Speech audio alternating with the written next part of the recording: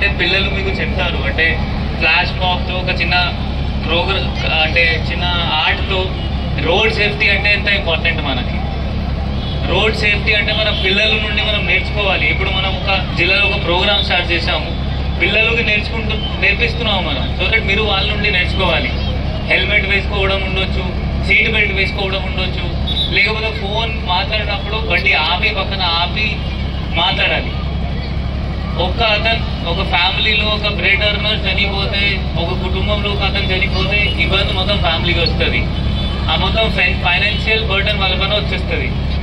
ఆ 3 జనరేషన్స్ లేకపోతే 2 జనరేషన్స్ వాళ్ళ వెనుక పడతారు. సో మనం రోడ్ సేఫ్టీ అంటే వెరీ ఇంపార్టెంట్. మీ అందరు ప్లీజ్ దయచేసి మీరు అందరు ట్రాఫిక్ రూల్స్ ఫాలో చేయాలి. మనం హెల్మెట్కి ఫైన్ చేస్తాం, కొంతమంది ఎందుకు ఆపుతున్నారు, హెల్మెట్ ఫైన్ చేస్తున్నారు. మీరు అందరు ఏంటి అంటే హెల్మెట్ వేసుకుంటే ఏమి ఇబ్బంది ఉండదు. హెల్మెట్ మీకోసం, మన కోసం కాదు. దయచేసి హెల్మెట్ వేసుకోవాలి. బండికి నంబర్ ప్లేట్ ఉండాలి. కొంతమంది నంబర్ ప్లేట్ పెట్టరు.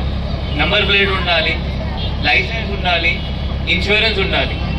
సో దయచేసి నేను ఇప్పుడు కోరుకుంటున్నాను, మీరు అందరు ట్రాఫిక్ రూల్స్ ఫాలో చేస్తారు. ఈ పిల్లలు పర్ఫామ్ చేసి స్కిట్ నుండి మీరు ఏమైనా చిన్న మాట నేర్చుకుంటారు. Thank you.